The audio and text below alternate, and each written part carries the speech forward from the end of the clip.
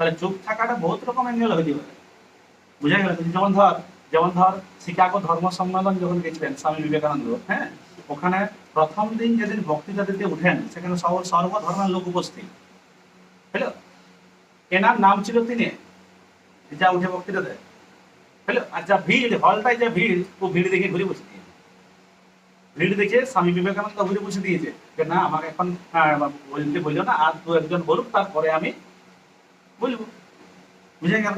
এরপরে ধর ওই যে ঘুরে বসে দিল, মানুষ দুভাবে ব্যাখ্যা করে, এক, ও ভিড় দেখে ভয় পেয়ে ঘুরে বসেছে।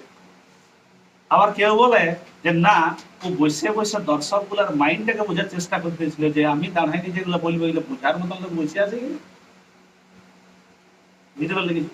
তারপর আমি বলবো ওকে। তারপরে আমি লাস্টে যখন বলেছিল, ওর স্পিচটা এতটা ফেমাস হয়েছিল, প্রত্যেকদিন লোক যাতে বসে থাকে ওই জন্য সব থেকে লাস্টে ওকে বলতে বলি। মানে প্রথমে যদি আমি বলে দিই তাহলে তো লোক তো উঠে পালান যাবে, বাকি লোকের শুনবে না। তাহলে প্রত্যেক